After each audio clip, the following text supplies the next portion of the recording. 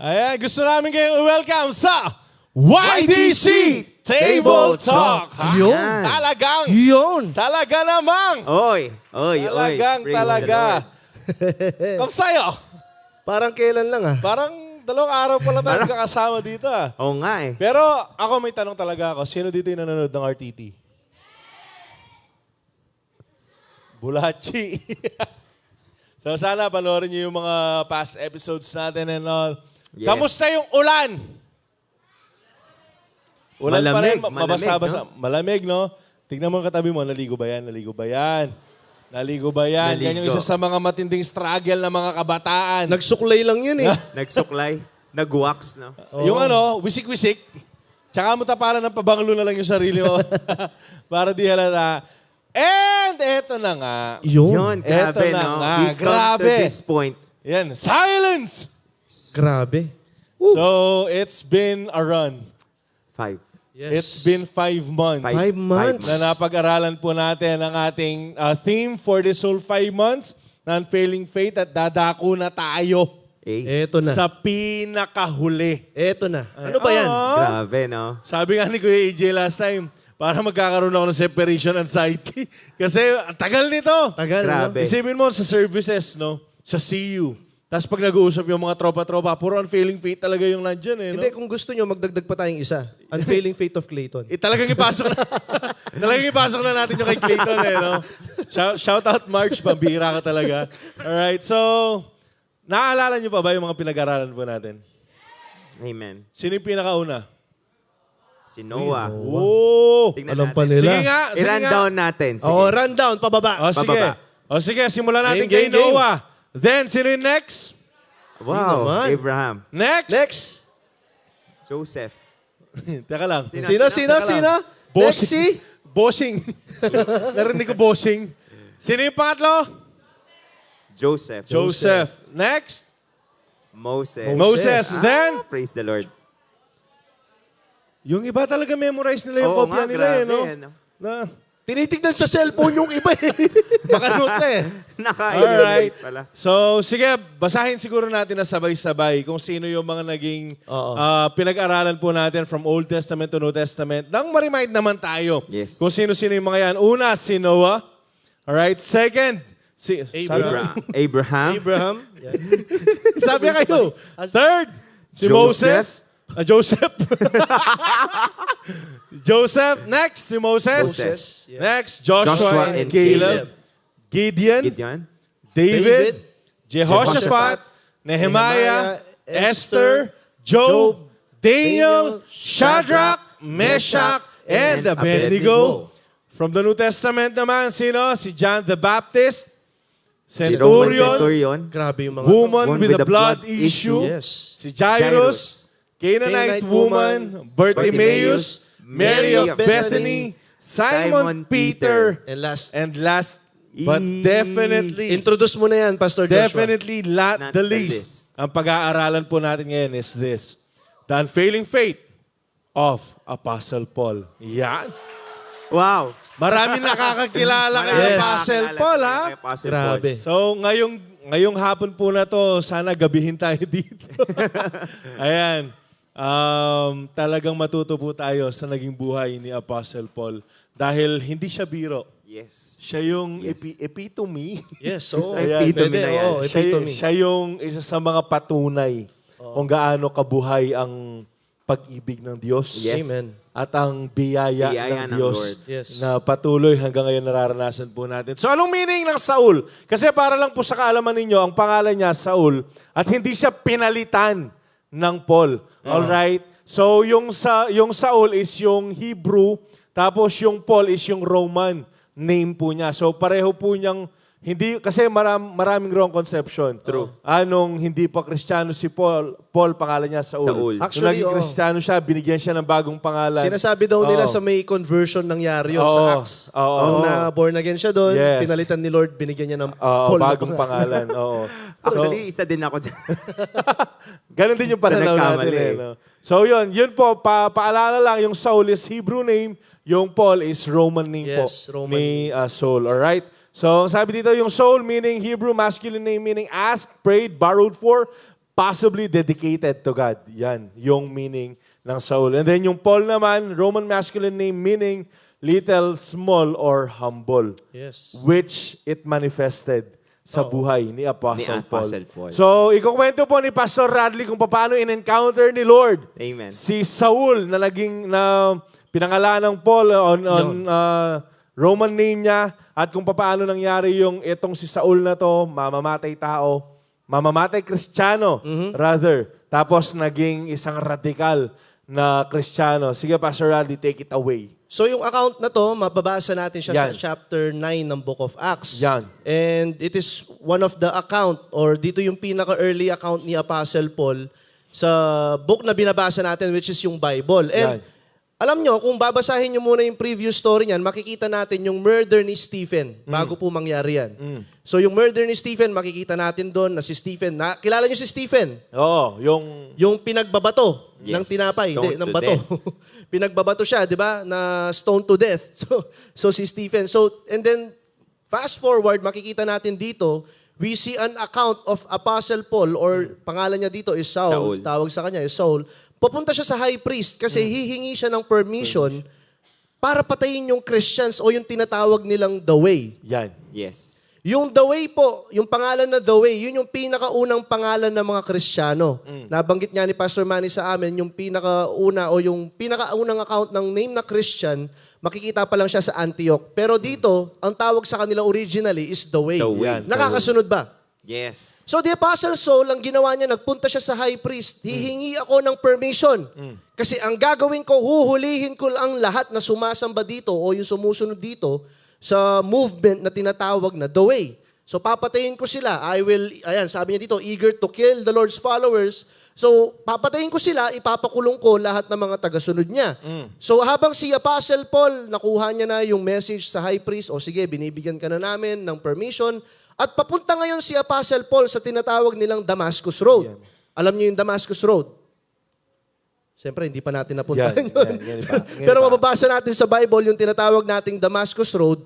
Dito papunta si Apostle Paul dahil pupunta siya sa mga synagogue to kill all the followers of Jesus Christ. Nakakasunod ba? So, ito na, siguro nakakasunod kayo sa story, si Apostle Paul nakahingi na ng permission sa high priest, and then after sa high priest, papunta na siya ng Damascus to kill the Christians. Pero ang nangyari, Yan. eto na, Yan. may lumabas na maliwanag na ilaw while he was on the way to persecute Christians. Yes. While he is on the way to kill the people of God. Habang papunta si Apostle Paul para patayin yung mga Kristiyano.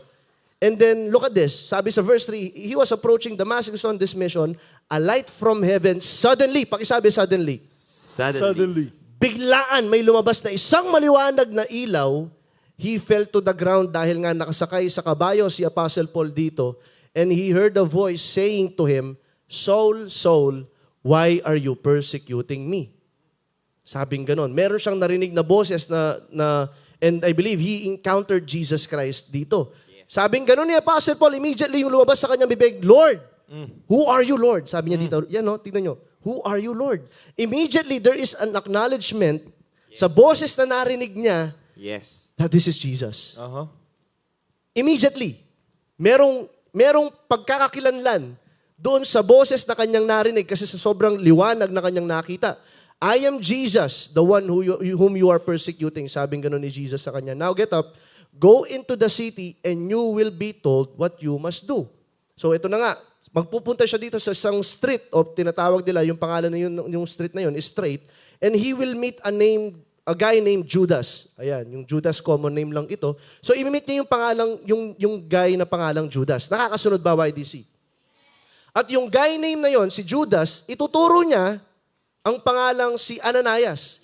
Ituturo niya si Ananias. Ayan, so when you get there, ask for a man. Sorry, balik tayo. Sorry. When you get there, ask for a man of Tarsus named Saul. He's praying to me right now. Dahil nga sa anong nangyari sa kanya, he is praying. So Apostle Paul is praying. And then immediately, pagkatapos nito, basahin natin ang susunod. Sige, next verse. I have shown him a vision of a man named Ananias coming in and laying hands on him so he can see again. Dahil lang nangyari kay Apostle Paul, nabulag siya because of the light that he saw. And for 3 days, I believe, hindi siya kumakain dito. si Apostle Paul dahil nga sa kanyang encounter with the Lord. Sige, basahin na natin, tapusin natin yung story. But Lord exclaimed, Ananias, di ba itong taong ito mamamatay tao? Lord, saglit lang itong tinatawag mong instrumento mo, pumapatay ito ng mga Kristiyano. Papunta nga siya dun Sabing ganun. True. Oo. Sabing ganun ni Ananias. Pero tignan niyo yung sagot ni Lord kay Ananias. Tignan niyo yung pansinin niyo. And he is authorized by leading priest to arrest everyone who calls upon your name. Verse 15. Sabing ganun. But the Lord said, go. Hindi sinagot ni Lord yung question ni Ananias. Ang sinabi niya lang, sundin mo kung ano yung pinapagawa ko. Yan. Kasi most of the time, mas importante yung pinapagawa ni Lord kaysa kung ano yung mga tanong natin. Yes. True. Go, for Saul is my chosen instrument. This is the purpose of the Lord sa buhay ni Saul. He is my instrument to take my message to the Gentiles and to kings. Take note of this, yung naka-highlight, as well as to the people of Israel. And I will show him how much he must suffer for my name's sake. And shall we pray? Pray po muna tayo. Sige, let's pray. Hallelujah. We thank you, Lord. We thank you for this wonderful day na pinagkaloob po ninyo. And we're just so excited, Lord, for your message because we are talking about one of your apostle, one of the greatest apostle who ever lived in this planet, and it is Apostle Paul. And Lord, we thank you for your grace na makikita po namin, Panginoon, sa taong ito. And I believe that same grace na nararanasan po ni Apostle Paul is available to us. We receive that kind of grace na meron po si Apostle Paul, and we are praying and we are abiding in that grace na kung saan din namuhay po si Apostle Paul. Panginoon, buksan niyo po ang aming mga puso sa pag-uusapan namin ngayong hapong ito. We praise you in Jesus' name. Amen and amen. So ngayon nabigyan na sila ng background. Yes. Kung sino nga ba si Apostol Pablo, si Apostle Paul. And didiretso na natin kasi medyo maikli ito Maiksi ito. Medyo. Mag-ready kayo, maikli ito. Hanggang tapos na yung tiktigan, nandito pa tayo. Oy, huwag kayo magtiktigan ha. Delikado ka rin par. Maka-glorify ka Lord. Wala nag-amen, no? Wala. Tako na. Kayari, kung nagpaalam kayo, wait lang, iyan ko lang to. No? Baka kasi meron nagpaalam sa inyo, mag-church kayo, mag-OIDC kayo, magsisiyo kayo, tapos pupunta lang kayo doon, please umuwi na lang kayo. After ng siyo natin. Huwag niyong gawing excuse yung church, tapos magtitigtigan po kayo. Nakuha po ba? Amen. Kasi meron ng ganyang mga issues before. Before. And I do believe wala na ngayon. In Jesus' name. Kilala ko yung mga yun Ha? Kilala ko. Ikit mo siguro. Bigit-ikit ko, Ren. Oo pala kayo Ba't na-joke? Tatala niya Colt 45. Bira kanita kaya, Rika, magtiktigan ko. Sorry, Lord. Alright. So, didiretso na natin. First point po tayo. No? Paul had an unfailing faith in God because he immediately preached Christ after his conversion. Wow. Immediately. Please, take note of the word immediately. Yes. Agad. Wala nang tanong-tanong. So, ang sabi dito, no, yung sa Acts 9:70-22, so Ananias found Saul, he laid his hand on him and said, Brother Saul, the Lord Jesus, who appeared to you on the roads, has sent me to you that you might regain your strength and be filled with the Holy Spirit. So after ng encounter ni Saul kay Jesus, nabulag siya, and then pumunta siya kay Ananias, and then si Ananias, pinagpray niya, he laid his hands on Saul, and then he regained his strength, he was baptized, he was filled with the Holy Spirit agad-agad, and instantly, something like scales fell from Saul's eyes, and he regained his sight. And then he got up and was baptized. Yung pangyayari na to para lang sa kaalaman natin, no? Hindi siya after ilang years. Hindi siya after ilang months. Agad-agad po nung sumunod si Saul kay Lord, nung sumunod si Ananias kay Lord, ito yung nangyari. So yung nagkapaningin, natanggal yung pagkabulag, yun. Nakakita ulit si Saul, and then nabaptize siya agad-agad because Ananias prayed for him. And then afterward, he ate some food and regained his strength. Saul stayed with the believers in Damascus for a few days. And he immediately began preaching about Jesus in the synagogue. Take note of this. After ng ilang araw na nakasama niya, naka-fellowship niya, possible, kinukwento niya yung experience niya sa mga believers din Tapos ang ginawa niya, immediately, he began preaching about Jesus in the synagogue saying, He is indeed the Son of God. Ngayon, mabilisan lang na baka lang meron pa sa inyo. Sino na dito yung 2 days lang naligtas? 2 days lang save. 1 week. Last month, naligtas ka, tinanggap mo si Jesus. Meron ba dyan? Walang last month dyan. last year. Bago-bago lang. Bago-bago tinatanggap lang. Si Jesus. Sino dito yung 2 years na? Taga saan kayo lahat? Kailan kayo naligtas? 3 years ago? 4 years ago? Kabila, ligtas ba kayo? Tuloy ko na lang. Sana after this... Di ba naiya lang sila? Baka naiya. After this, sana ligtas na kayo lahat, no?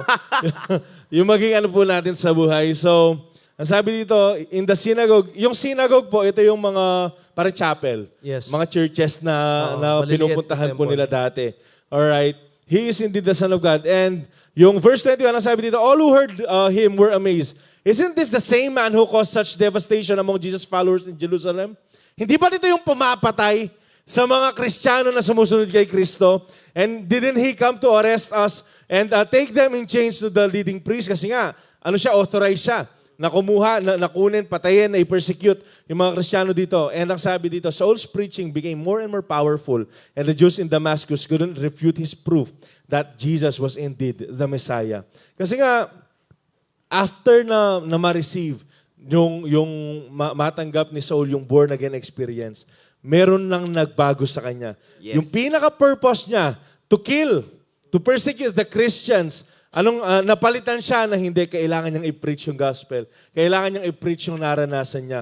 And after this, after ng ilang verse po na yan, yung sa verse 29 pakita po natin, after niya dun sa synagogue, pumunta naman siya sa Jerusalem, 26 to 29. Ayan, when he arrived at Jerusalem, he tried to meet with the believers, but they will all afraid of him. Bakit? Kasi nga yung pananaw nila kay Saul, mamamatay tao to ng mga Kristiyano, mamamatay Kristiyano. They did not believe that he had truly become a believer. Sige po, yung next verse po natin. Ayan, then Barnabas brought him to the apostles and told them how Saul saw the Lord and on the way to Damascus and how the Lord had spoken to Saul. He also told them that Saul had preached boldly in the name of Jesus in Damascus. Sige po, tapusin lang natin. Ayan. So Saul stayed with the apostles and went all around Jerusalem with them preaching boldly in the name of the Lord. Tignan po natin yung naging buhay ni Saul, no? Kasi passionate siya. Yung zealousness. Yes. Makakatakot mag-English yan eh. Yung zealousness na meron si Saul is unquestionable.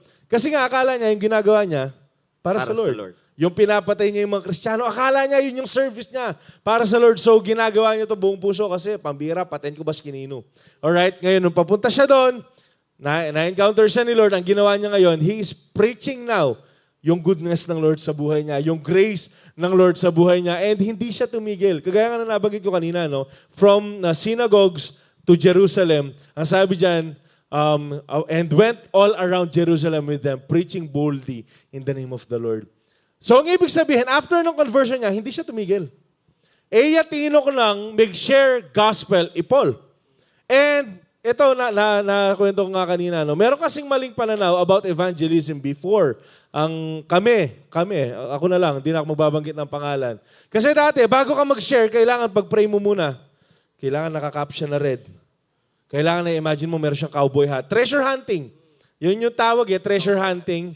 Na kailangan mag-pray muna kayo, silence for how many Ang minutes? hirap ng cowboy hat, Pastor Joshua. Isipin mo, yun yung nakita ko, cowboy hat. Saan ka makakita cowboy dito? Pumunta ako Nepo, meron ako nakita. Nagbibenta ng cowboy hat. So, yun yung sineran ko. So, yun kasi yung treasure hunting na tinatawag. Pag-pray mo muna, kailangan mataba. Kailangan naka-white. Paglabas mo, kailangan naka-short. Ganun siya, as in parang specifics. Ang kaso, kagaya ng ginawa ni Paul, after niya ma-convert, hindi siya nag-treasure hunting. Lahat kasi para sa kanya, treasure. Hindi siya naghanap ng, ito kailangan niya. Kasi imagine, no, para lang ma-share ko po sa inyo, imagine kung ilang daan kaluluwa yung nalagpasan ko. Para lang mahanap ko yung nagtitinda ng cowboy hat. Tapos sharean ko na ikaw mahal ka ni Jesus. Imagine yung guard pa lang sa Nepo Mall. Yung mga sales lady na madadaanan magtitinda ng siomay doon. Yung sa harapan ng RRJ, doon ko kasi nakita yung So, yung treasure hunting, hindi ko po sinasabing pangit to, no? Pero ang daming kaluluwa na kakailangan kay Jesus. So, tayong lahat, hindi tayo naligtas ngayon lang. Baka meron in Jesus' name.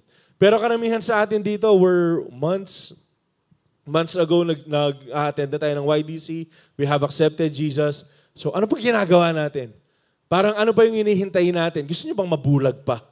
Para makita yung liwanag na yun, para ma-encounter ka, para lang i-share mo yung kabutihang loob ng Panginoon na ginagawa niya sa buhay mo. Ano pang inihintay natin? What's the way? Basta. What are you waiting for? Galing. Tingnan nyo, ganyan na kami nag-ano ngayon. Hindi ko alam sila na yung nagsasabi talaga. Ano pa yung hinihintay natin? Kasi when Paul accepted Jesus, that very moment, he fasted for 3 days. Di siya kumakain. Tapos nung na-filled siya ng Holy Spirit, what he did is this, yung buhay niya naging gospel mismo. Grabe. Kasi hindi siya tumigil sa kakabahagi Yes. ng salita ng ibang Yes. tao. Kaya nga, naalala ko, si Peter ata yung nagsabi nito, nung kasama niya si John, we cannot stop talking about him. Yes. We cannot stop talking of people about what we have seen and we have heard. Kasi, kaya nga ito yung naging buhay ni Paul eh. And hindi tayo tumitigil. Dapat, as Christians, yung buhay po natin, yung mga pinapakita po natin, yung sinasabi natin, dapat yung lumalabas dyan, alam mo yun, makakapagligtas ng mga kaluluwa. Yes. And ang pangit lang pakinggan na ang dami kasing piloso kung sino magliligtas, kuya, tayo. Tayo ba, merong ganyan, hindi ko lang kung narinig nyo yun, tayo yung magliligtas, ako? Tayo talaga.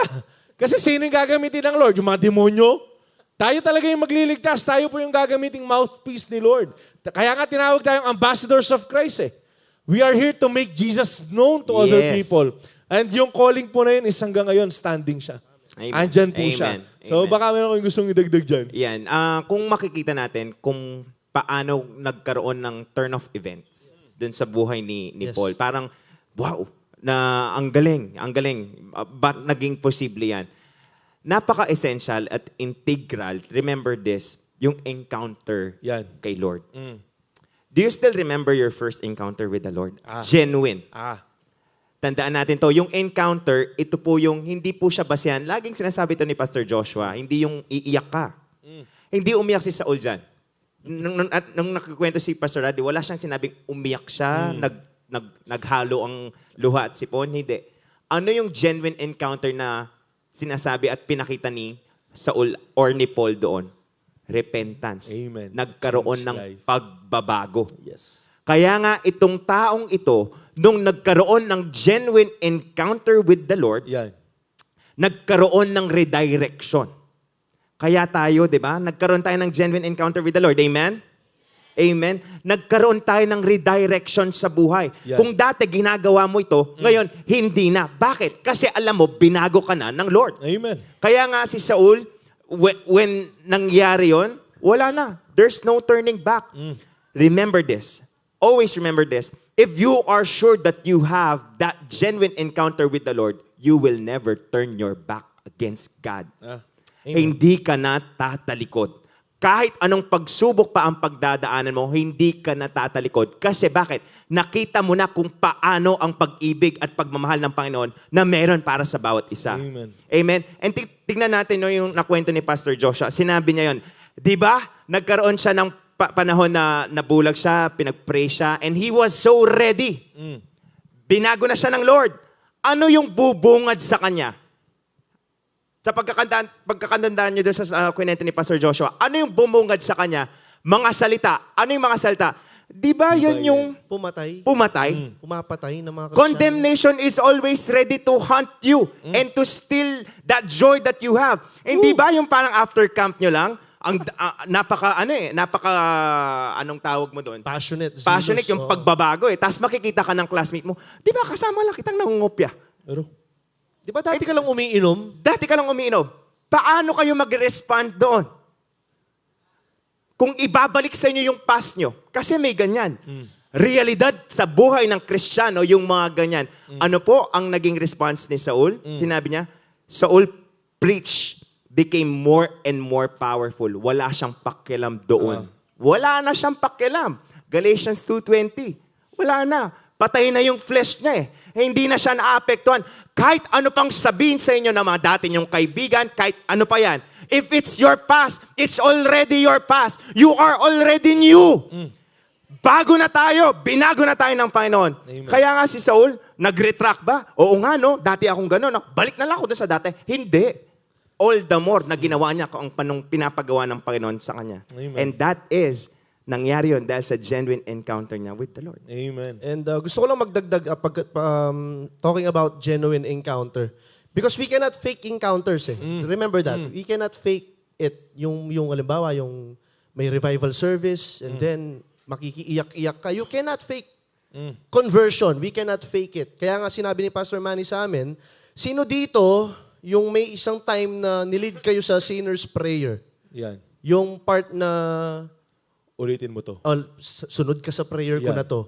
I, I. Emma sinner, Emma sinner. sinner. Tinatanggap ko ang kaligtasan ng Diyos. Sino dito nakaranas ng ganon? Yung nilid ka sa ganong klaseng prayer. And then after praying that, you thought to yourself that you are saved. Because hindi natin yun makikita sa story ni Apostle Paul. And let me put it this way. Gusto ko lang magdagdag sa sinabi nila. Because I believe this will empower us, this will open our eyes why we should preach the gospel just like Apostle Paul did. Kung bakit ganun na lang siya ka-immediate na mag-preach ng gospel. Kasi tignan nyo, after conversion, hindi na siya tumingin patalikod.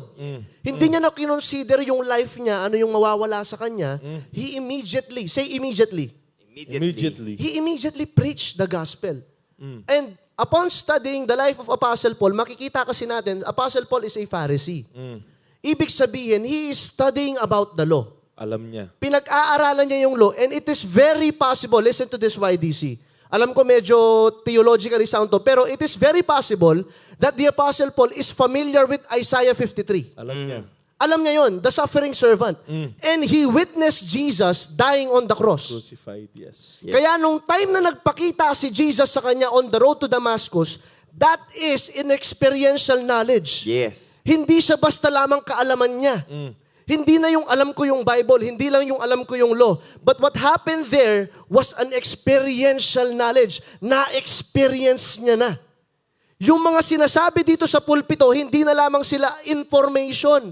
Pero nung time na yon, naranasan mismo ni Apostle Paul sa kanyang buhay that drove him to preach immediately. Yes. Ganun na lamang po ka-powerful yung na-experience ni Apostle Paul. Kasi yung na-experience ni Apostle Paul, hindi lang po principle.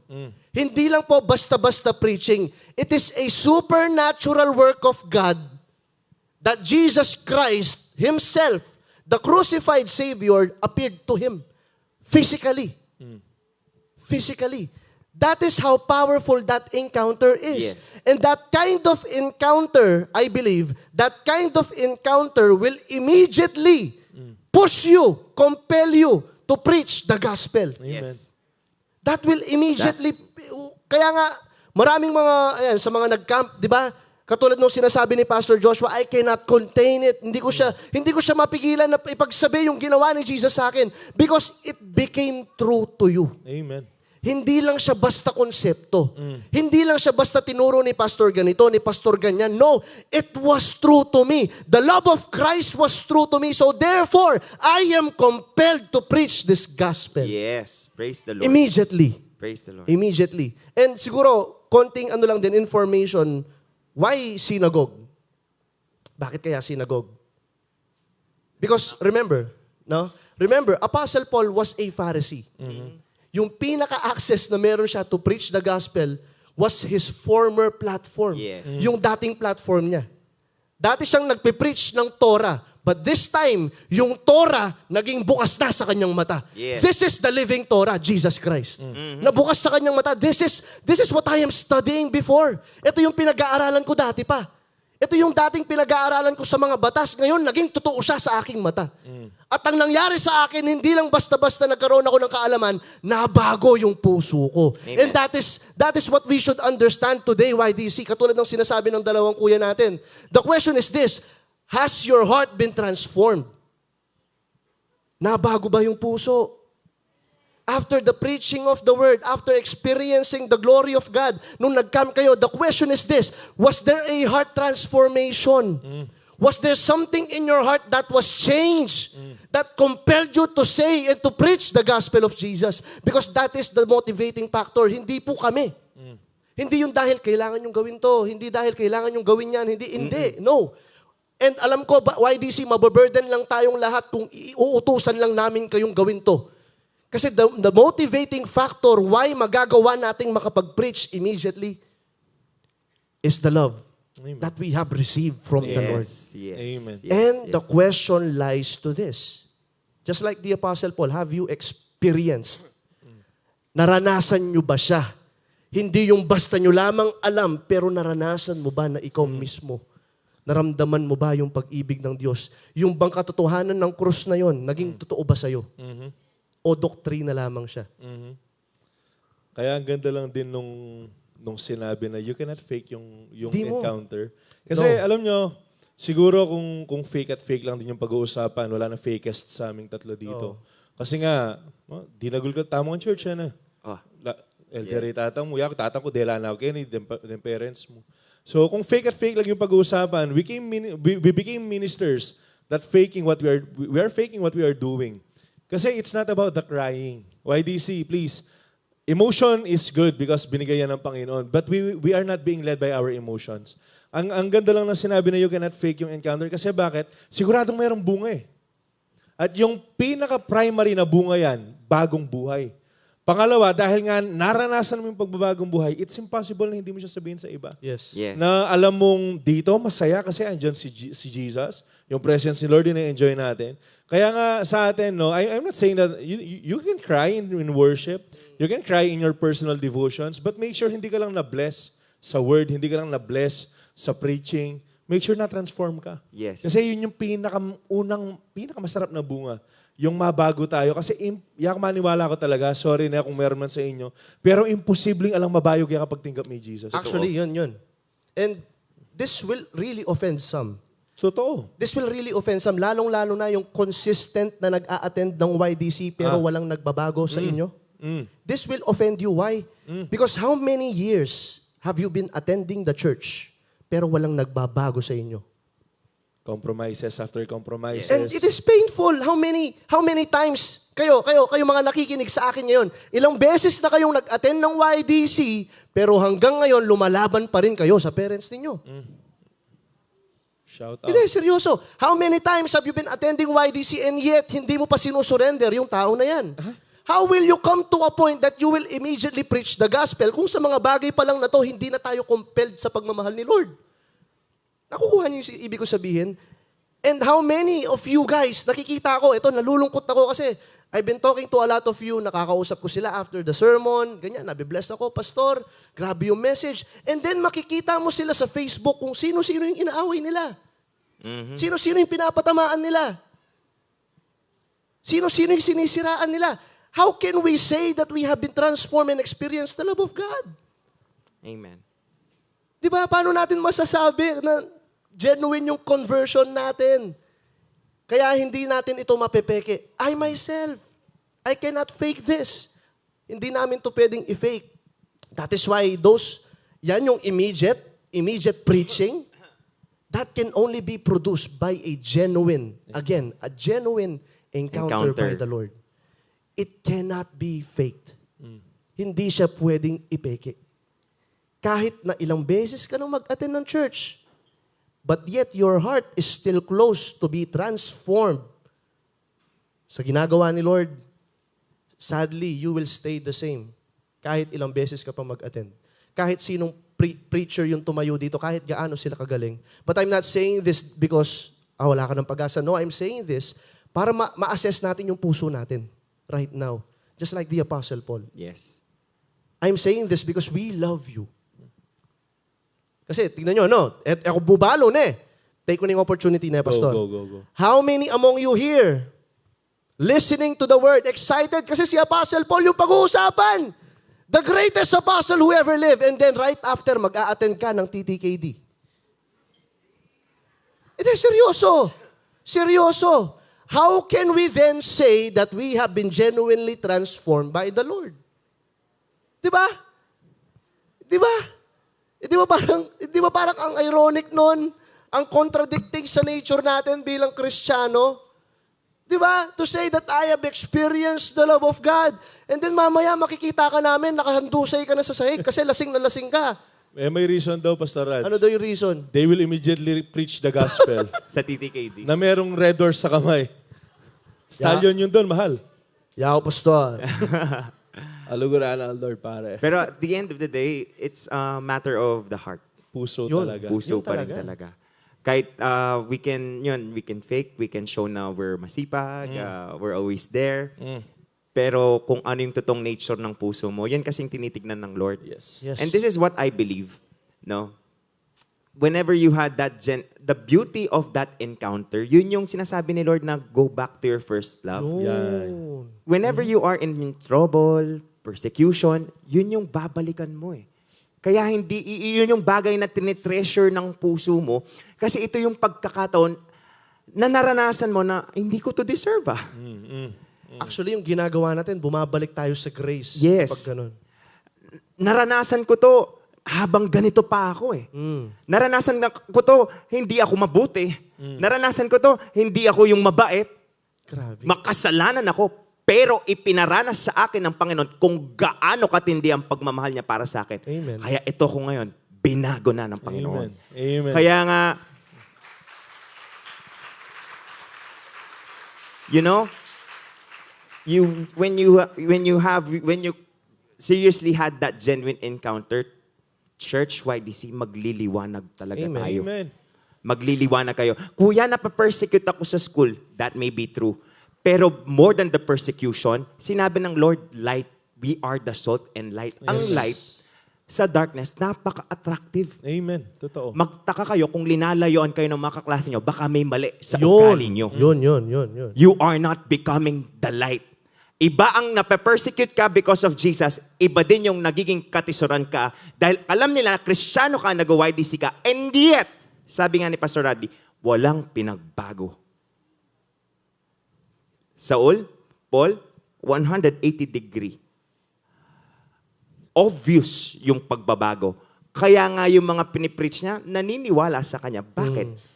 Kasi nakita nila mismo sa buhay ni Apostle Paul. Genuine eh. Tsaka ang galing lang nung nasilip mo kanina na butas na binalikan siya ng dating identity Yes. niya. Oo. Pero anong ginawa niya?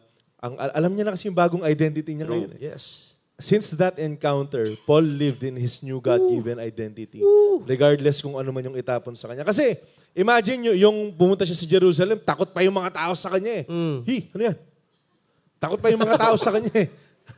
No, takot pa sila kasi ito yung mamamatay tao eh. Pero siya, anong ginawa niya? Nakipag-fellowship siya sa kanila. Ipinakita niya yung totoong, ito na yung bagong identity ko ngayon. And that is really powerful that, kunyari, no, sa mga bago sa inyo, though, siyempre, hindi naman tayo Pharisee. Unlike Paul, he knows yung Torah, yung first 5 books, no? Memorize niya yan.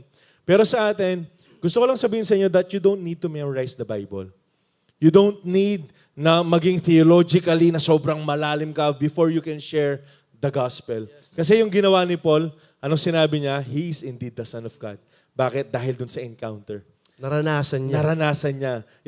Naalala ko to, Pastor Rads, nung merong parang AVS party, victory party sa may Magalang. Oo. Tapos, nag-jeep tayo kasi walang nagsakay sa atin. Oo. Doon. Oo, Nag-commute naalala ko. tayo, Oo. nakasakay tayong pamagalang. And then, meron lang, kasi sa Bible School, tinuturo yung captured audience eh. Naalala ko yan. Kapag Yes. nasa jeep ka, kapag meron kang pinag-usapan, kahit hindi chismosa, makikinig sa'yo. So, nag-uusap, di ko alam kung anong pinag-uusapan namin Oo. doon. Tapos biglang yun nga, nangusap ang Lord na, teka kayo magkaya about pag-asa.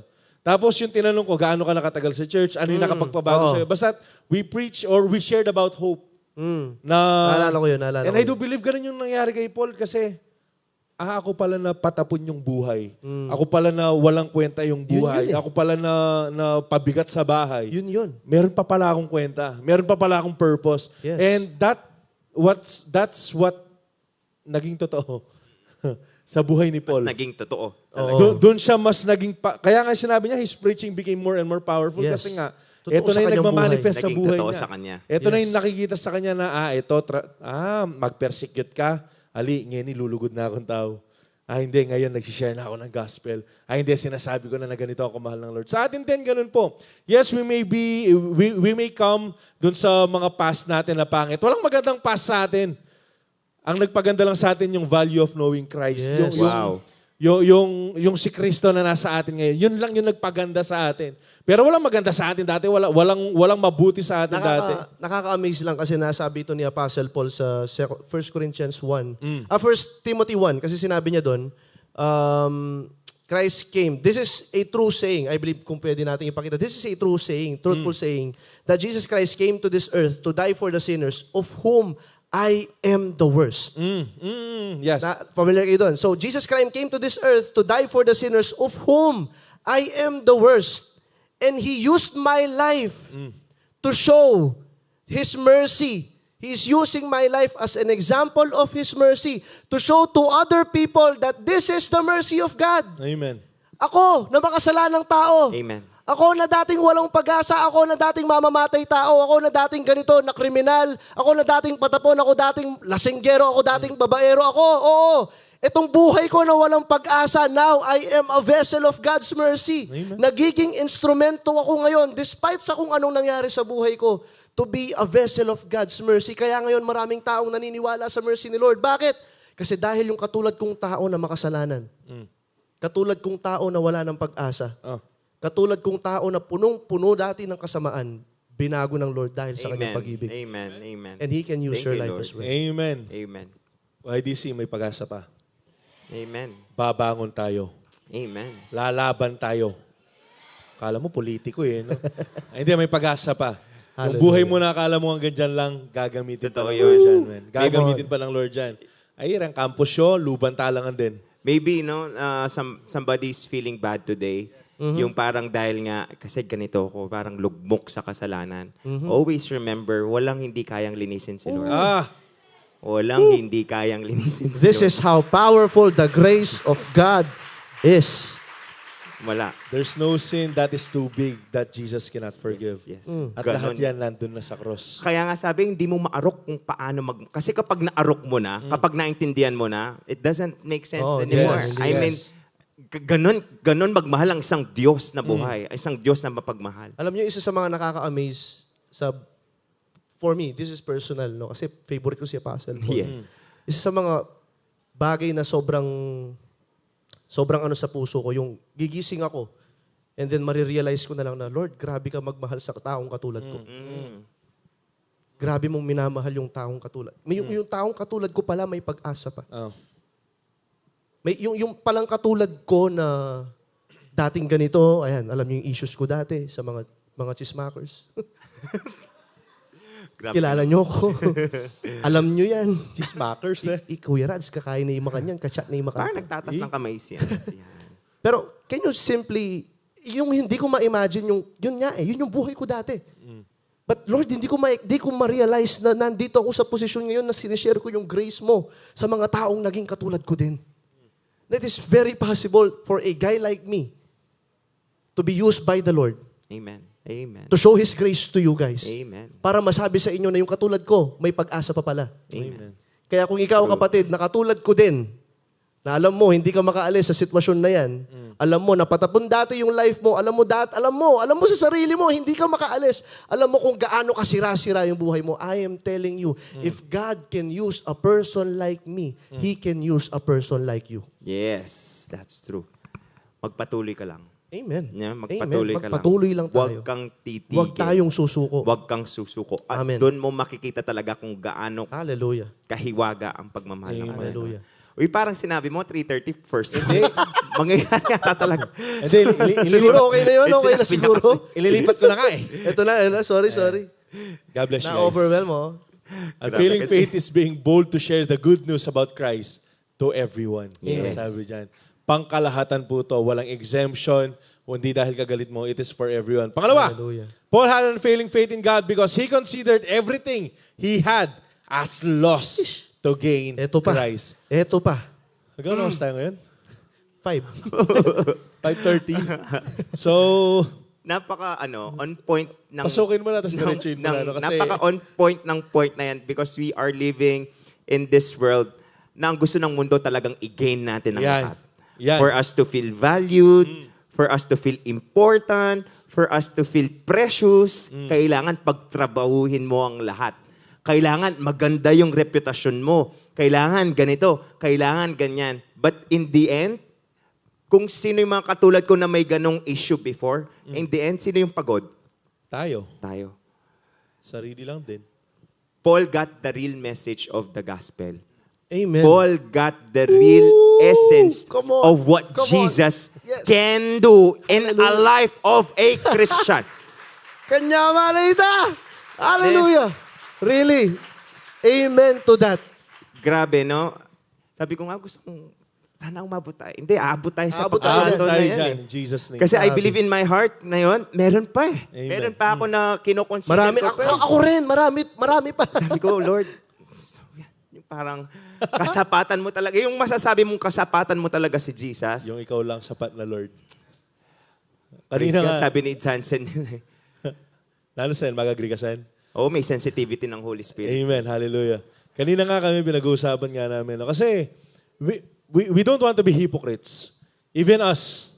No? Even kami na tumatayo dito, meron pa ring mga, we're considering these things na gusto talaga natin. Yung, kaya nga, I hope sa ating lahat, no exemption, not even us, is exempted to this, na dumating tayo dun sa punto ng buhay natin na, Lord, basta meron akong ikaw, okay na ako. Grabe. Yung Grabe. ganong klaseng puso, we are far from that. But I do believe because of this topic din, yung unfailing faith, makakadating tayo dun sa punto na yun. Process to, basta wag lang tayong give up sa gitna. Alright? Bahala ka dyan, kaya mo yan. Gulp, gulp, gulp, gulp, gulp. Alright, basahin ko muna. Yung tapusin mo to, no, Kuya AJ. Sana matapos mo to. Pastulong ako, pastor. Hindi na ako makapagsalita. Further, basahin ko to sobrang, ito si Paul. No, ipapakilala natin ng tunay kung sino si Paul. My brothers and sisters, rejoice in the Lord. It is no trouble for me to write the same things to you again, and it is a safeguard for you. Watch out for those dogs, those evildoers, those mutilators of flesh, for it is we who are the circumcision. We who serve God by His Spirit, who boast in Christ Jesus and who put no confidence in the flesh. So ang sinasabi ni Paul dito, hindi ako nagmamayabang dahil sa kung anong nagawa ko or sa kung anong sino ako, ang sabi dito. Though I myself have reasons for such confidence. Ako mismo meron akong ipagmamayabang. If someone else think they have reason to put confidence in the flesh, ito yung sinasabi ni Paul, mas meron ako. Mas marami akong pwedeng ipagmayabang. Ito yung parang resume ni Paul. Circumcised on the 8th day, natuli siya nung 8th day of the people of Israel, of the tribe of Benjamin, Benjamite siya, Hebrews of Hebrews, in regard of the law, a Pharisee. As for the zeal, ito yung meron siya, persecuting the church. Kasi nga, ito yung standard na sinet niya. As for righteousness based on the law, ito yung matindi. Faultless. Yung, kung base lang yung buhay natin sa law, lahat yan ginagawa ko. Lahat yan sinusunod ko. Sige po, tapusin natin. But whatever were gains to me, this is Paul's declaration. After niyang sinabi, kasi nga, alam niyo kung ito lang yung kung yung una lang yung babasahin natin, kung titignan natin, ang yabang ni Paul eh. Wow. Pero ang sabi dito, but whatever were gains to me, I now consider loss for the sake of Christ. Lahat ng meron ako na yon, lahat ng binanggit ko na yon, I consider them lost for the sake of Christ. What is more, I consider everything lost for the surpassing worth of knowing Christ Jesus my Lord, for whose sake I have lost all things. This is Paul speaking to the church of Philippi and to us even right now. For whose sake I have lost all things, I consider them garbage, that I may gain Christ. Grabe itong declaration na to. Tapusin natin, ilang verse na lang. And be found in Him, not having a righteousness of my own that comes from the law, but which is through faith in Christ. The righteousness that comes from God on the basis of faith. Sige po, tapusin lang natin. I want to know Christ. Yes, to know the power of His resurrection. Alam nyo, tapusin ko nga. And participation in His suffering, becoming like Him in His death, and so somehow attaining to the resurrection from the dead. Sige po. Not that I have already obtained all this, or have already arrived at my goal, but I press on to take hold of which Christ Jesus took hold of me. Sige po, brothers and sisters, I do not consider myself yet to have taken hold of it, but one thing I do, forgetting what is behind and straining forward to what is ahead, I press on toward the goal to win the prize for which God has called me heavenward in Christ Jesus. Thank you. alam mo si Paul, sabi nga ni Pastor Rads, no, siguro ito yung pinaka-title na pwede nating maibigay sa kanya. He is the greatest apostle. Si Paul po yung nagsulat ng more than half ng New Testament. 13 kung kasama yung Hebrews, 14 letters yung sinulat niya. Pero ito yung sinasabi ni Paul. Basura lahat ng yan. Actually, yung garbage dyan, kung di ako nagkakamali, dung. Parang dumi siya ng tao. And gusto ko lang, kasi meron na siya lahat eh. Alright, si Paul meron siya lahat. Nasa kanya yung lahat. Wisdom meron siya. Experience meron siya. Pero yung the very thought of sabihin niya na, hindi, worthless lahat ng yan. Yes. Parang walang silbi lahat ng yan. Walang kwenta lahat ng yan. Basta lang nasa akin si Kristo. He even told us sa Philippians na I can do all things. Kasi nga naranasan niyang magkaroon. Naranasan niyang mawalan. Naranasan niyang mabusog. Naranasan niyang magutom. Pero nasabi niya lang, I found the secret of being contented. Bakit? Dahil lang meron siyang Kristo sa buhay. And sino kaya sa atin? Bago ko papagsalitain yung mga kuya natin, no? Ang kayang iwan ng lahat.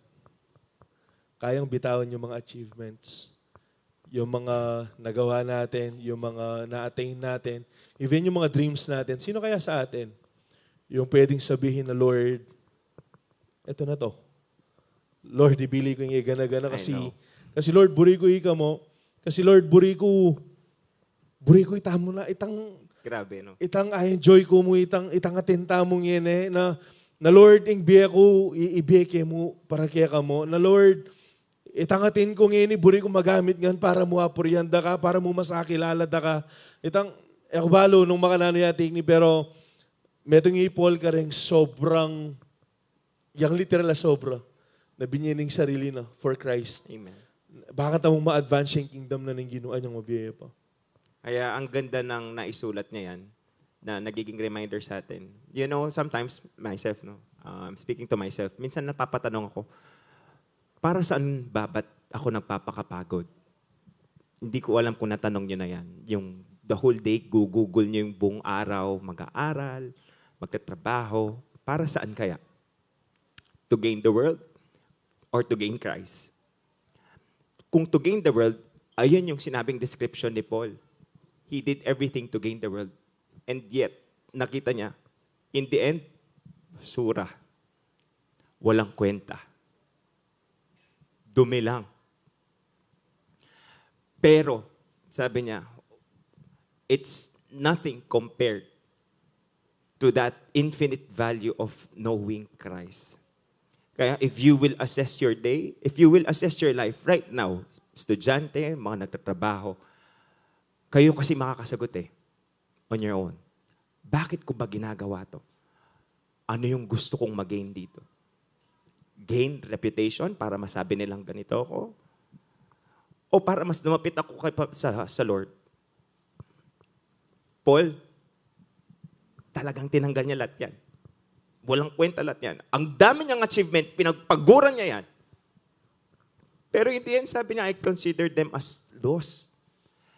Kaya as early as now, you're so blessed, YDC. Mga bata pa lang kayo, you are building up your future. Praying na sa edad nyong yan, tama na yung maging pundasyon nyo, na hindi na kayo aabot dun sa punto. Yun yung sinabi ni Paul na sayang lang pala yung pinagpaguran ko. Sayang lang yung mga sinakripisyo ko. They are all for nothing. But today, if you will do everything to gain Christ, then you will have everything. Because having Christ will always be enough. Amen. Pastor Radley.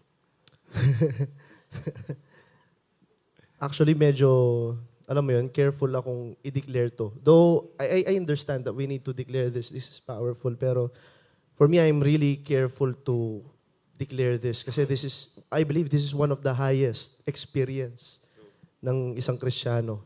Ito yung pinakamataas. Wala nang iba. Amen.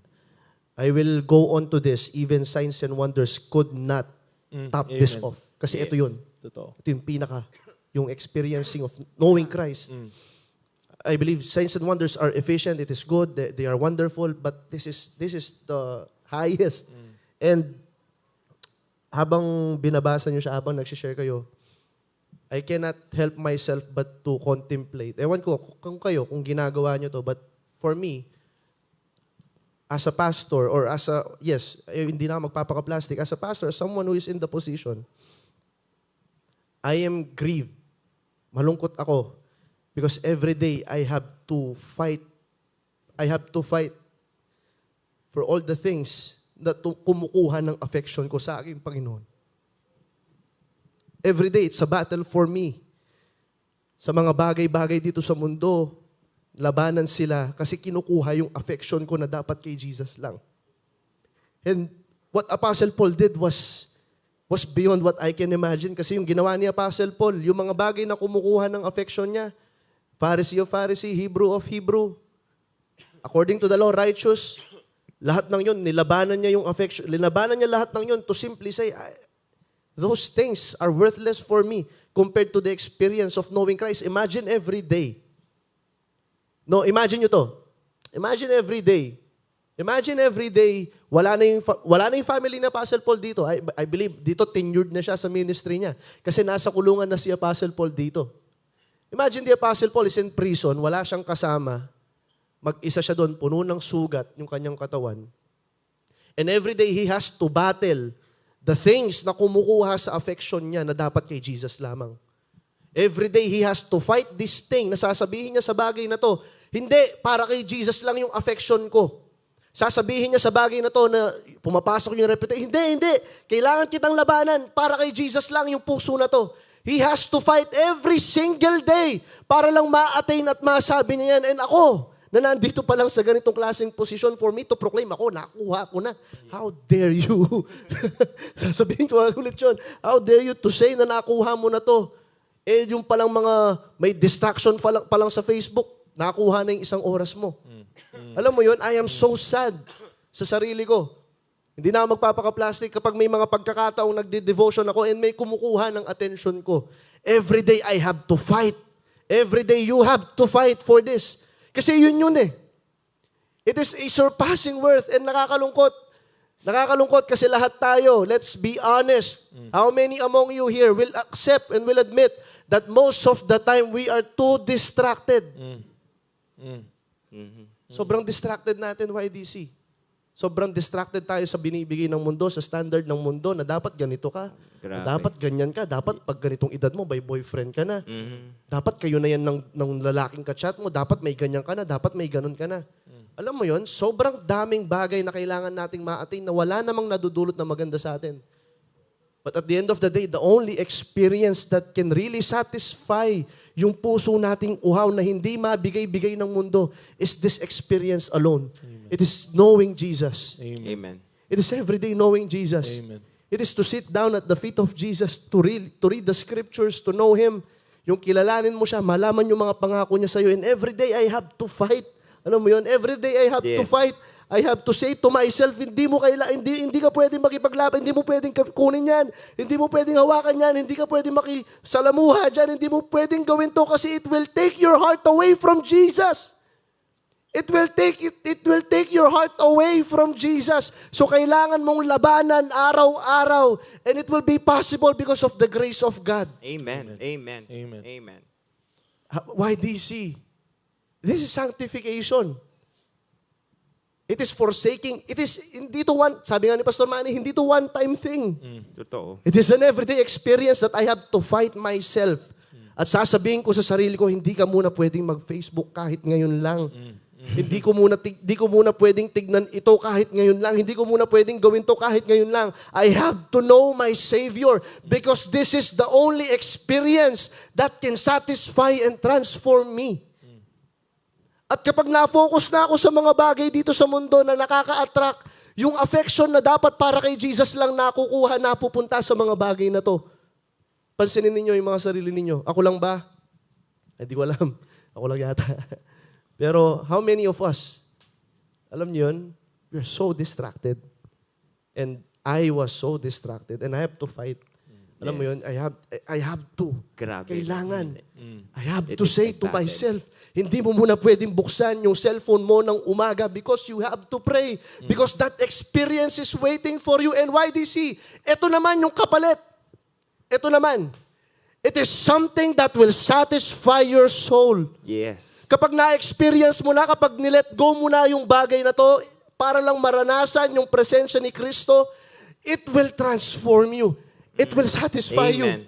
Hindi ka na Amen. maghahanap ng ibang bagay. Amen. Kasi mahahanap na ng puso mo yung pahinga na kailangan niya. Doon lang pala sa presensya niya. Amen. Amen. Doon lang pala sa pagkakataong Praise the kinikilala Lord. niya si Amen. Kristo. Yun lang, YDC. Please, do not stop fighting.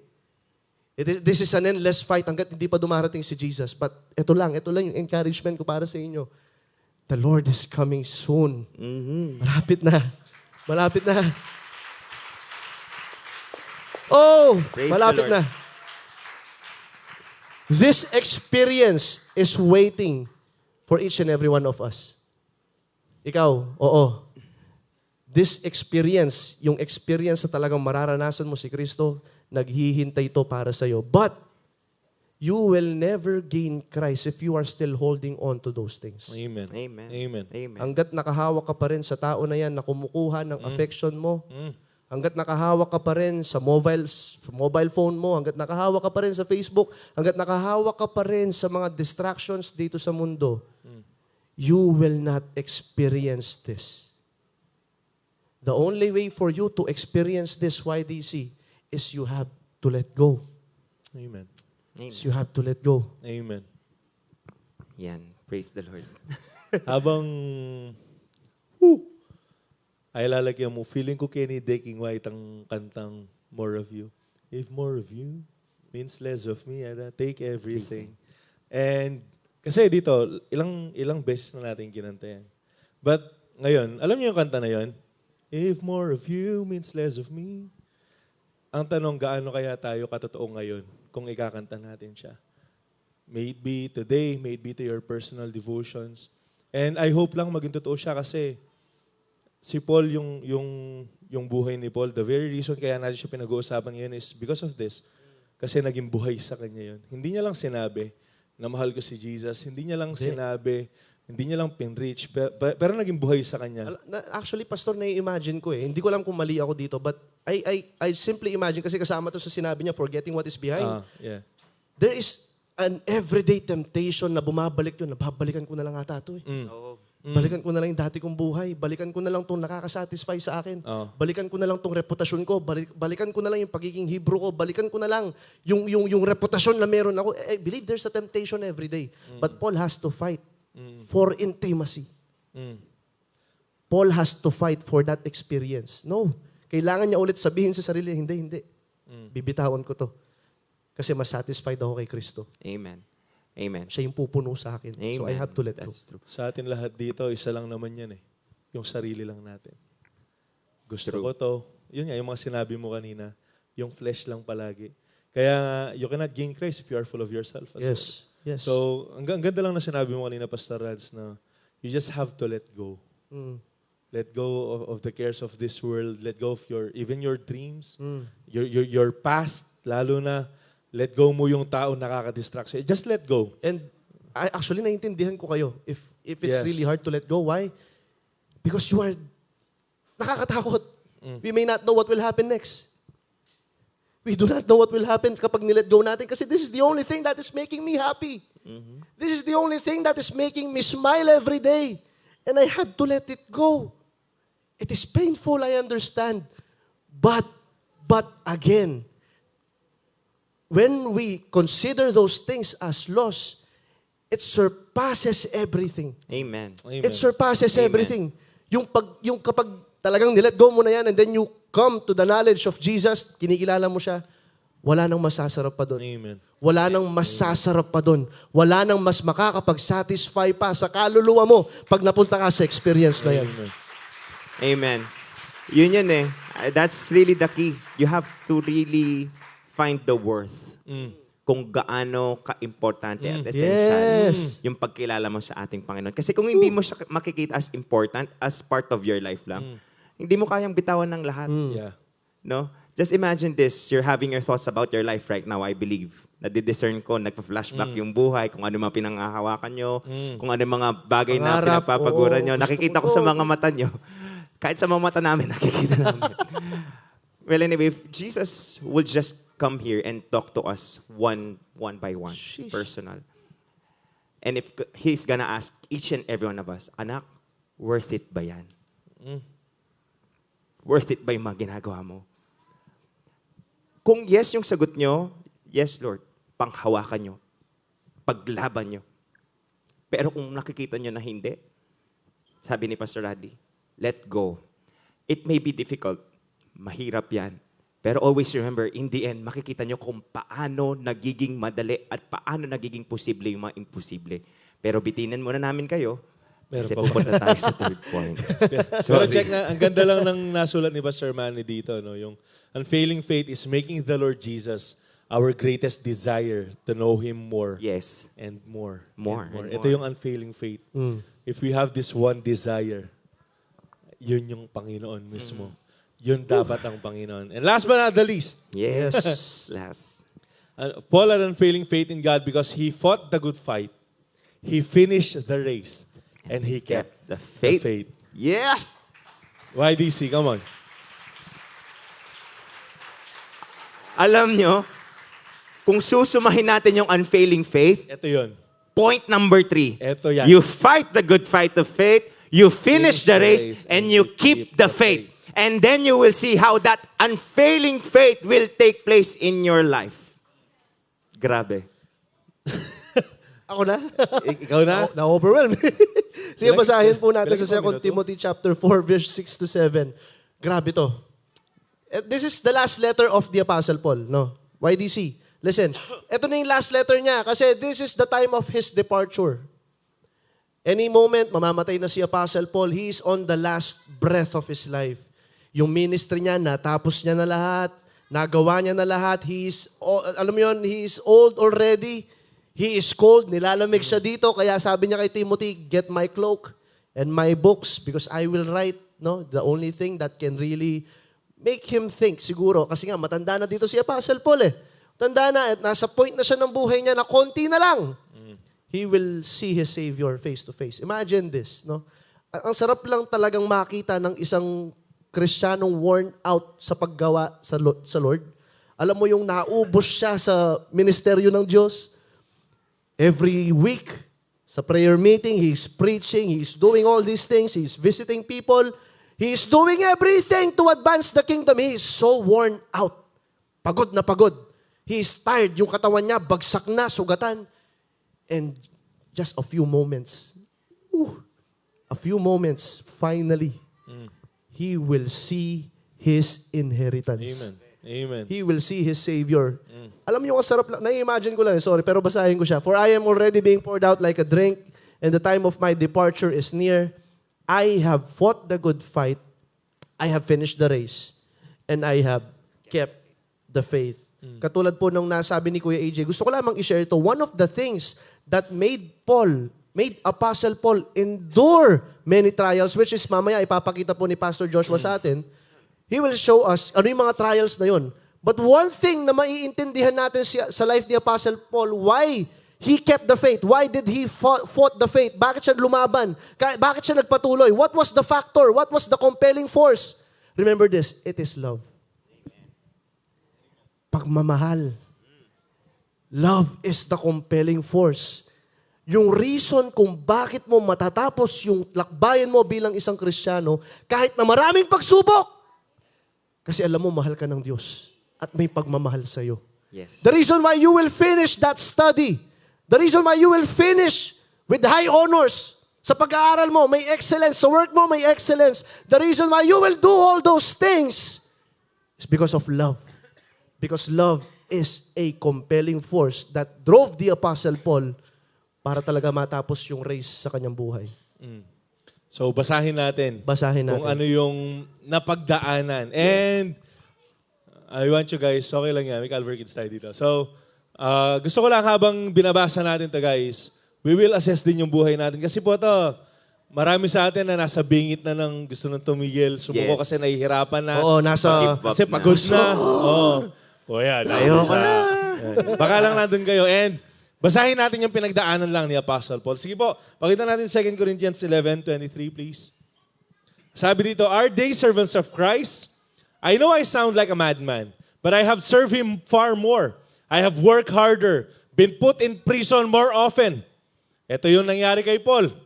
Nakakulong daw siya ng maraming beses na.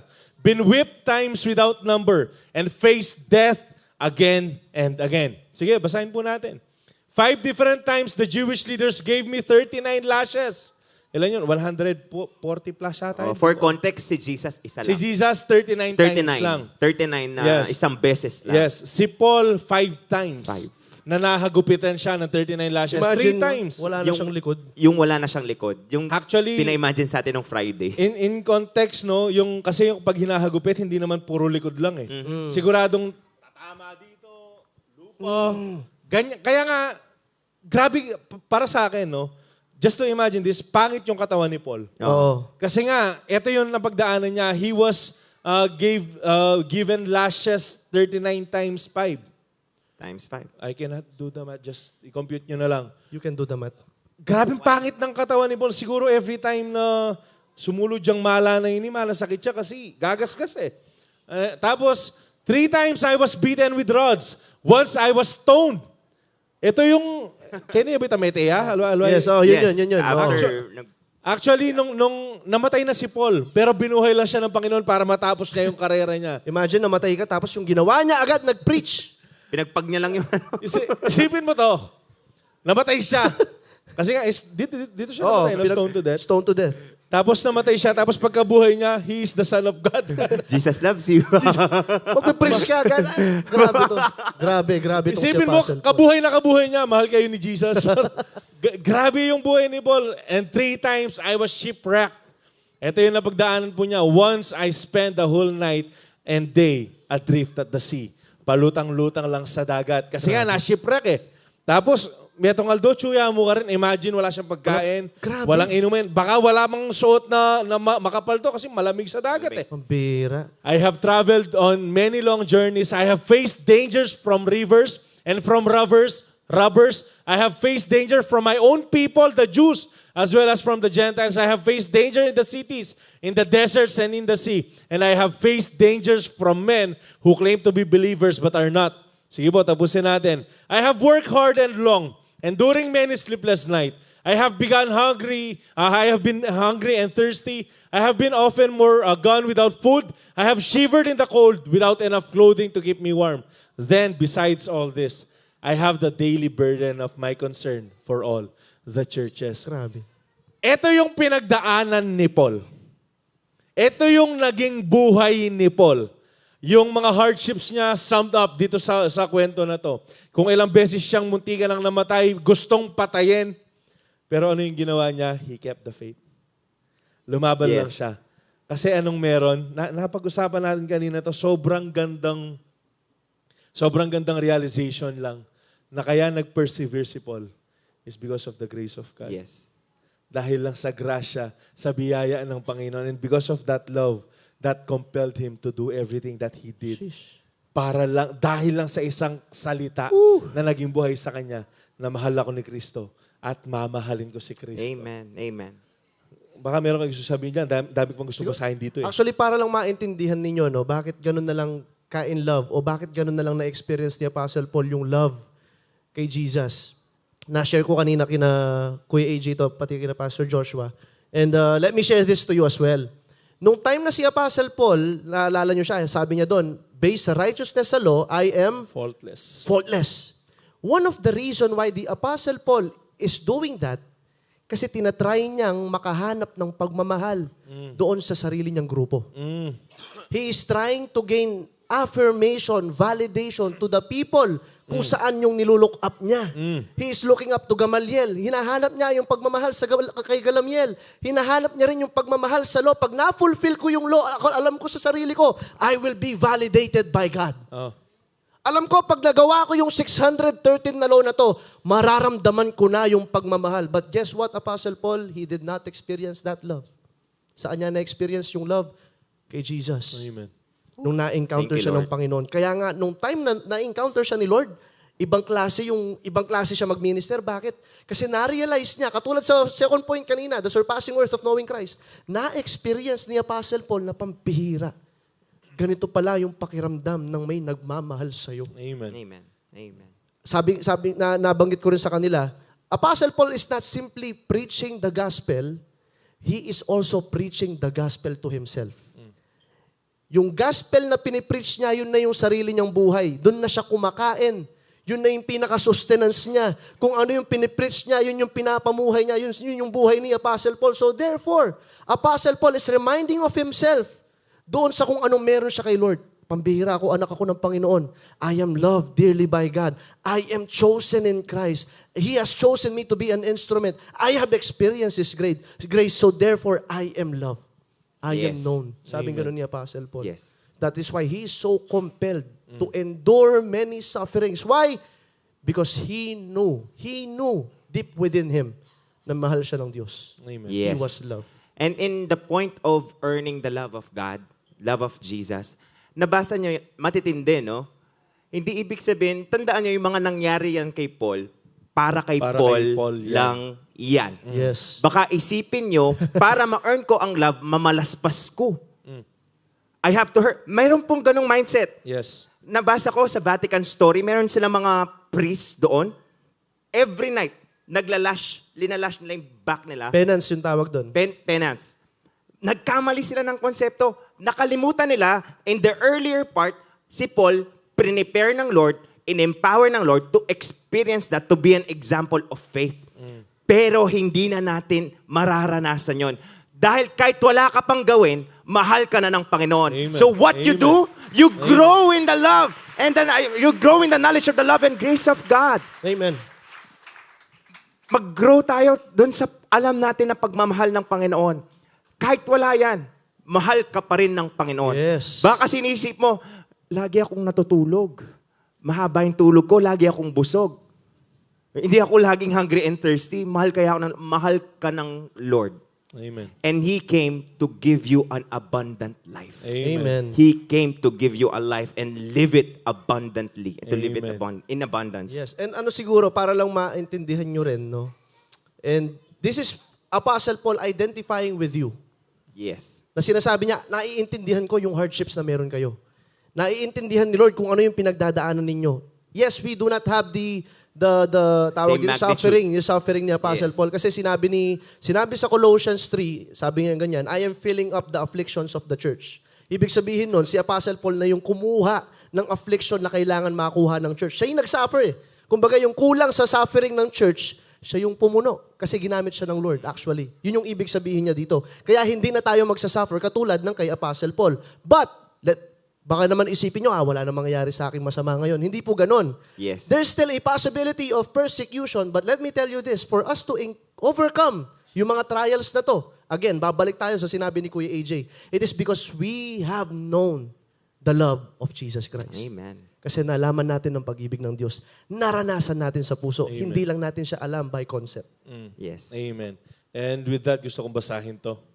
Yung Acts 20:22-24. Yung verse 24 po, yun yung YDC Grabe verse to. challenge natin. Pero ang sabi ni Paul dito, no? Sige, verse 22 22 to muna. 23 muna para Ayan.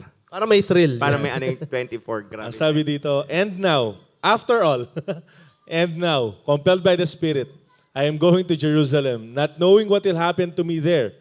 I only know that in every city, the Holy Spirit warns me that prison and hardships are facing me. Imagine, Grabe, no? kung saan man siya Grabe. pumunta. Yung naghihintay lang kay Paul, ganito. Siguradong papahirapan at ikukulong lang siya. Palaging ganun, in every city. Pero ito yung sinabi ni Paul sa verse 24. And this is our YDC verse challenge. However, I consider my life worth nothing to me. Yes. My only aim is to finish the race and complete the task the Lord Jesus has given me. The task of testifying to the good news of God's grace. Hallelujah. Grabe.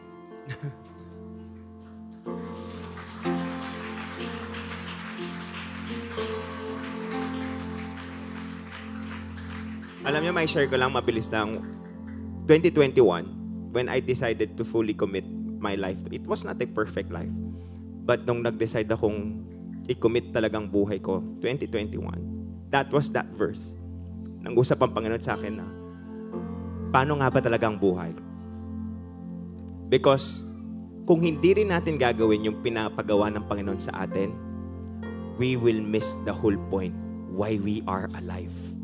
Pero gaya ng sinabi ni Paul, I consider my life worth nothing to me except my only aim is to finish the race and complete the task the Lord Jesus has given me.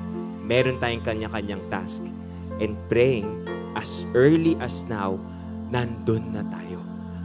Because if we are in that position and in direction, we will see the real value of what life is all about Amen. here on earth. Amen. Yan. Siguro last message ko na rin, I want to, again, iiwan ko yung verse na to sa inyo. Nabanggit ko siya kanina. And this is also in the life of the Apostle Paul, which I personally relates. Kasi just like Kuya AJ, ako naman, naranasan ko yung knowledge ng cross ni Jesus. That was 2021 din na tayo, nung time na nagpipreach tayo dito sa I was exposed to the knowledge of my sin, na-experience ko pampihira, pinarealize ni Lord sa akin kung gaano ako ka-sinful, na-realize ko, na-open yung eyes ko.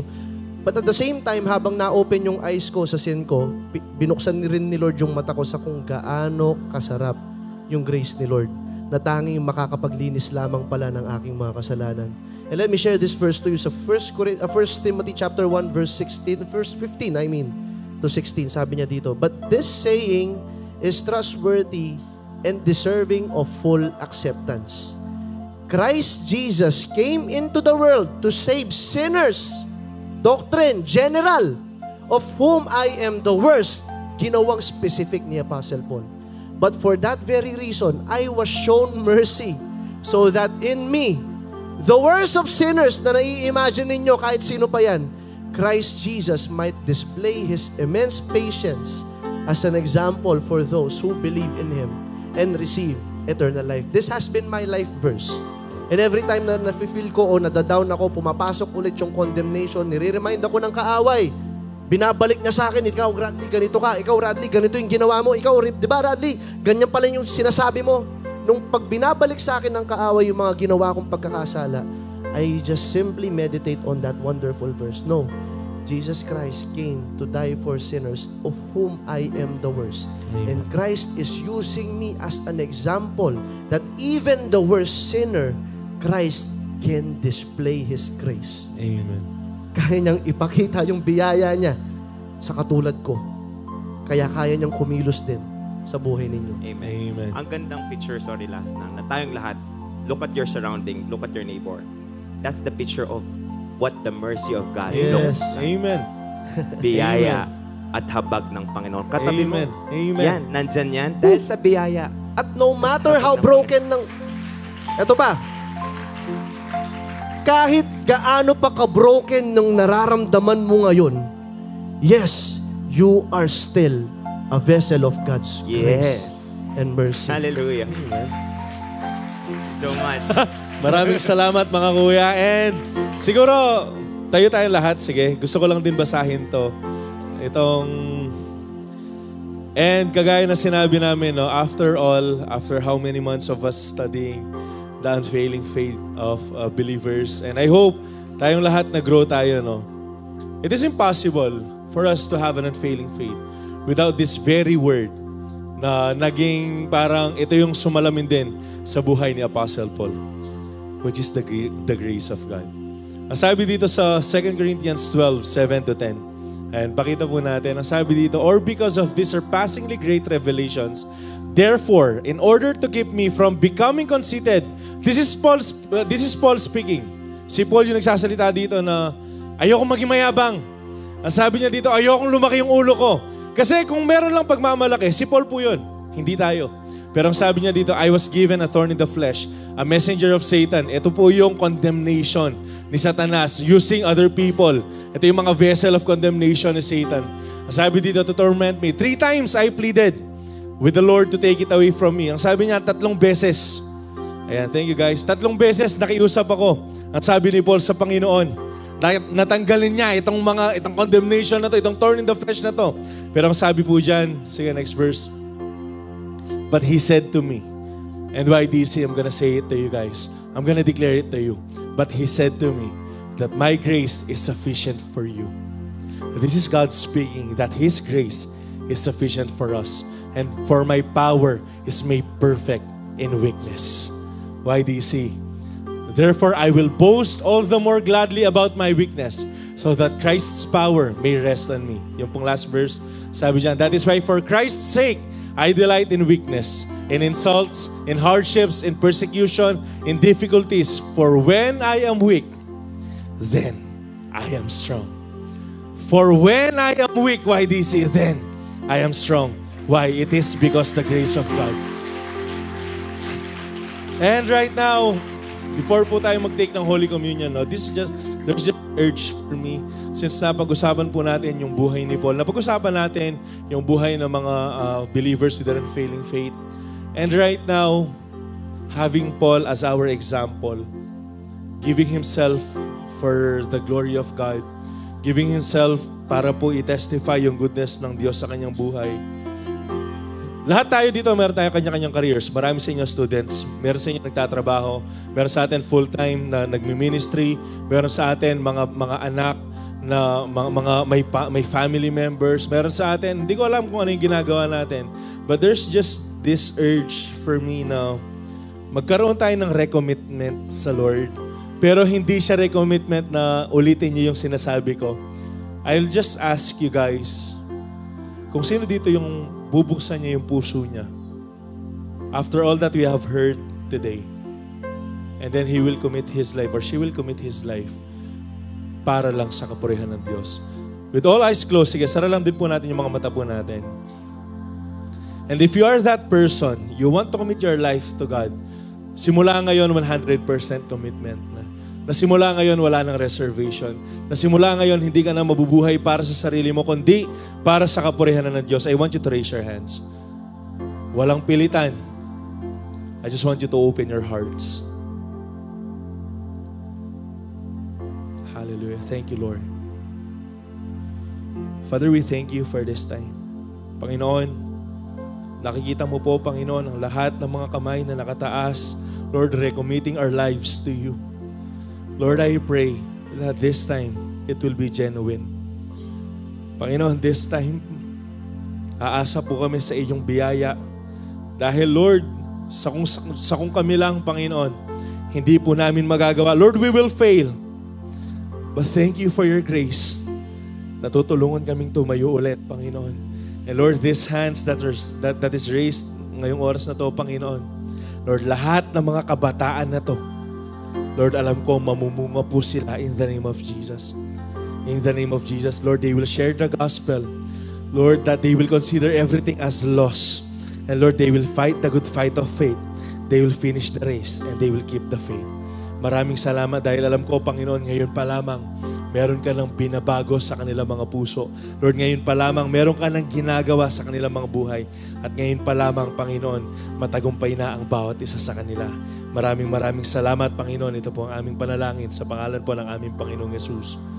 Amen and amen and amen. Palakpakan po natin ang ating Panginoon. Sabi po dito sa Pinas, pakita po natin, God's grace is all we need to live a life of unfailing faith.